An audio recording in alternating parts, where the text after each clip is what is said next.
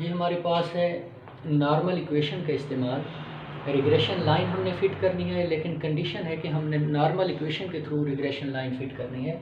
फार्मूले जो हमने पढ़े थे ए और बी के, उसके थ्रू लाइन फ़िट नहीं करनी। अगर कंडीशन हो तो फिर हम नॉर्मल इक्वेशन यूज़ करते हैं, अगर कंडीशन ना हो तो फिर अपनी चॉइस है, चाहे नॉर्मल इक्वेशन यूज़ करें चाहे हम डायरेक्ट फार्मूले यूज़ करें। हमारे पास जो लाइन है a plus B X sample के डाटा की, हमने ए और बी की कीमतें फाइंड आउट करनी है।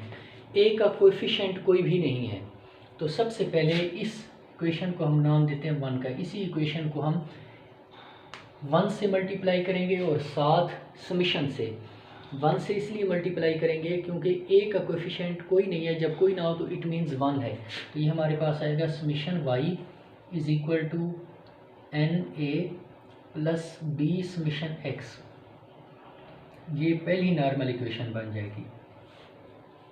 अब दूसरी नॉर्मल इक्वेशन कैसे बनाएंगे? इसी ओरिजिनल लाइन जो है y is equal to A plus B X, इसमें हमारे पास x वेरिएबल इस्तेमाल हो रहा है, तो इस पूरी इक्वेशन को समीशन x से मल्टीप्लाई करेंगे। समीशन एक्स वाई हो जाएगा, ये इससे मल्टीप्लाई करेंगे समीशन x से, और ये आ जाएगा a समीशन x और ये हो जाएगा b समीशन x स्क्वायर। ये हमारे पास दूसरी नॉर्मल इक्वेशन आएगी। इन दोनों नॉर्मल इक्वेशंस में वैल्यू पुट करने से हमारे पास ए और बी की कीमतें आएंगी। अब पहली नॉर्मल इक्वेशन देखें, जिसमें हमने लिखा है summation Y is equal to N A plus B summation X. A के साथ हमने समीशन नहीं लिखा बल्कि एन लिख दिया है, चूँकि ए हमारा कांस्टेंट है। कांस्टेंट की सिंगल कीमत होती है। जब हम ए को लिखेंगे तो ये आपके पास आएगा ए एंड सो ऑन ए। अब ए कितने हैं, जितनी इसकी तादाद होगी वो हम लिख देंगे। समीशन उस वक्त अप्लाई होता है जब आपके पास वेरिएबल हो या उसकी कीमतें तब्दील हो रही हों। जैसे आपके पास x है तो ये आपके पास जब इसको एक्सपेंड करेंगे x1 plus x2 plus x3 plus so on plus xn, जब इसका सम करेंगे तो ये आएगा summation xi varies from 1 to n। अब i की वैल्यूज़ मुख्तलिफ हैं, हम इसको n x नहीं कह सकते। इसलिए n नहीं कह सकते कि x की मुख्तलिफ वैल्यूज़ हैं। इसमें a की मुख्तलिफ वैल्यूज़ नहीं है, बल्कि सब में ही a है, चाहे a plus plus and so on plus a कर दें तो a की सारी वैल्यूज़ कांस्टेंट हैं, a में कोई तब्दीली नहीं है। इसलिए जब कोई कांस्टेंट होगा उस पर समीशन अप्लाई करेंगे तो वो n में तब्दील हो जाएगा, जो कि हमने अरिथमेटिक मीन की फोर्थ प्रॉपर्टी भी पढ़ी थी। जब वेरिएबल पर समीशन अप्लाई करेंगे तो उसके साथ समीशन आएगा। अब हमने समीशन अप्लाई किया तो ये summation Y N A plus B summation X, ये कांस्टेंट था। समीशन एक्स पर अप्लाई किया, कांस्टेंट को हमने बाहर लिख दिया।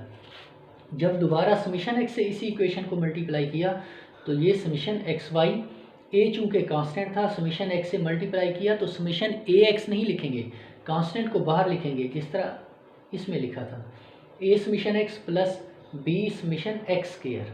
तो ये दो इक्वेशंस आपके पास हैं, नॉर्मल इक्वेशंस। इन दोनों नॉर्मल इक्वेशंस में वैल्यूज़ पुट करने से हमारे पास ए और बी की कीमतें आएंगी।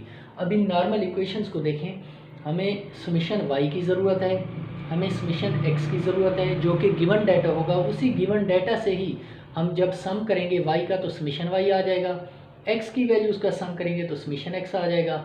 जब हमारे पास x y का सम है तो x और y दोनों कॉलम्स को मल्टीप्लाई करेंगे और उसका सम करेंगे तो समीशन x y आएगा। इट मीन्स हमने x और y के कॉलम्स को मल्टीप्लाई करना है और x का स्क्वायर चाहिए। x की जो वैल्यूज़ हैं हर वैल्यू का हम स्क्वायर करके उसका सम लेंगे। तो ये सपोज आपके पास एक डाटा है x और y 2 4 6 8 1 9 3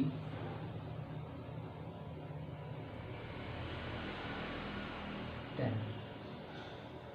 ये मैंने एक सिंपल सा डाटा लिखा है x और y का। इसमें हमने इस डाटा पर हमने रिग्रेशन लाइन फिट करनी है y ऑन x। सबसे पहले डिसाइड करें कि हमने रिग्रेशन लाइन कौन सी फिट करनी है। अगर कंडीशन हो कि आपने regression line x on y fit करनी है तो फिर तो हम x ऑन y फिट करेंगे। अगर कंडीशन ना हो तो फिर हम अपनी मर्ज़ी से y ऑन x ही रिग्रेशन लाइन फिट करते हैं, जो कि y is equal to a plus B X है। तो इस रिग्रेशन लाइन में जो नॉर्मल इक्वेशंस हमने बनाई हैं, तो सबसे पहले हम x और y का कॉलम बनाएंगे।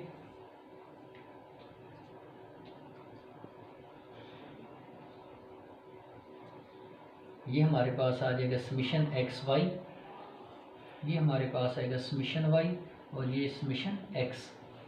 अब हमें एक्स का स्क्वायर चाहिए, तो एक्स के कॉलम का स्क्वायर करेंगे। 4, 16, 36, 64, ये समीशन एक्स स्क्वायर आ जाएगा।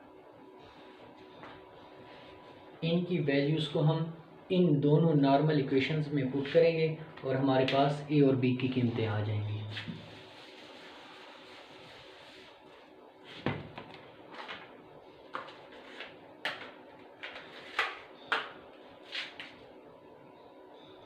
ट्वेंटी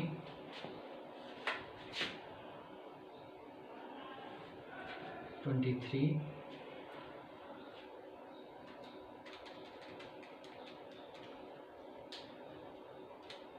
136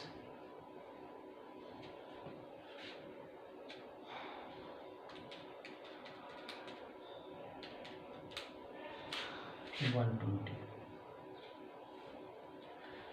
समीशन वाई हमारे पास है 23, इसमें वैल्यूज पुट कर रहे हैं।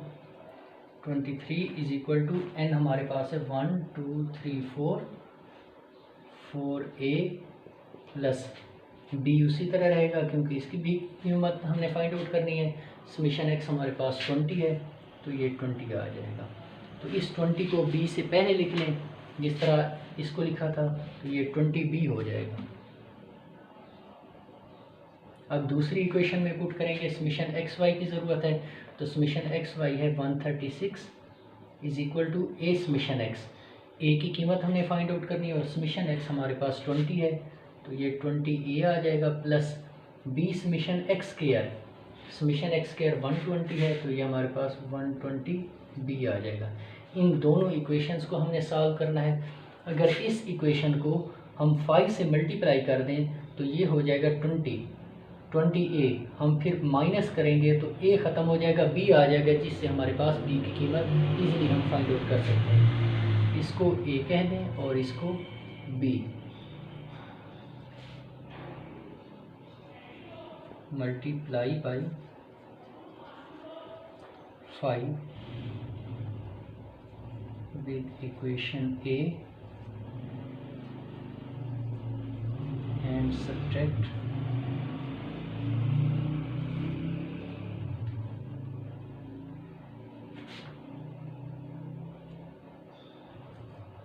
From B. बी से सब्ट्रैक्ट करें, पहले बी को लिख लेते हैं 20a प्लस 120 बी, और ये आपके पास आ जाएगा 23 से 5 को मल्टीप्लाई करें 115 is equal to 20a plus इसको 5 से मल्टीप्लाई करें 100 बी आ जाएगा। जब माइनस करेंगे ये हमारे पास आएगा 1 2 और ये कैंसिल हो जाएगा और ये हमारे पास आ जाएगा 20 बी। तो बी की कीमत आ जाएगी 21/20 इज इक्वल टू 1.05 हमारे पास बी की कीमत है। और ये बी कौन सा है जिसमें हमने regression line y on x fit की है, ये वो वाला बी है। अगर हम इसके साथ एक्स वाई लिख देते तो ये हमारे पास बी वो वाला होता जिसमें regression line X on Y होता। तो ए की कीमत कैसे पुट करेंगे, इसी बी की कीमत हम पुट इन इक्वेशन ए में पुट कर दें तो हमारे पास इक्वेशन ए में पुट करें तो ए की कीमत आ जाएगी 23 is equal to 4a plus 20 into 1.05। तो ए की कीमत इसे सॉल्व करने से हमारे पास है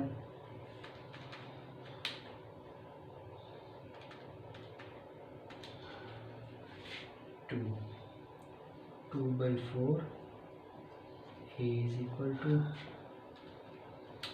0.5। ये हमने रिग्रेशन इक्वेशन फिट की है और इसी रिग्रेशन इक्वेशन से हमने नॉर्मल इक्वेशंस फिट की हैं। नॉर्मल इक्वेशन से ही ए और बी की कीमतें फाइंड आउट कर ली हैं। अब हम लिख सकते हैं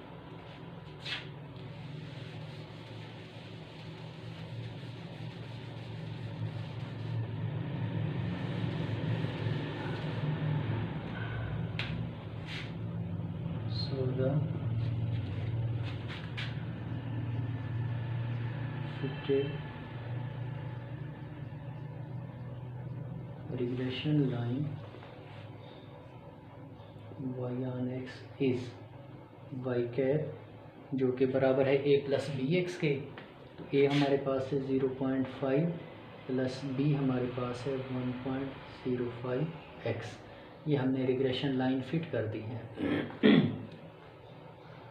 अब इस रिग्रेशन लाइन में अगर क्वेश्चन में मज़ीद कहा जाए predict the value of y when x is equal to 8, इसमें अगर क्वेश्चन में मज़ीद आ जाए प्रिडिक्ट या estimate the value of y when x is equal to 8, 23 कुछ भी आ जाए तो हम यहाँ पर x की वैल्यू पुट कर देंगे, उसको 1.05 से मल्टीप्लाई करेंगे और फिर 0.5 ऐड कर देंगे। हमारे पास y कैप की सिंगल न्यूमेरिकल वैल्यू आ जाएगी जो कि हम एस्टिमेट करेंगे। फिर वो सिंगल न्यूमेरिकल वैल्यू एस्टिमेशन होगी इसकी, ये नोट कर लें।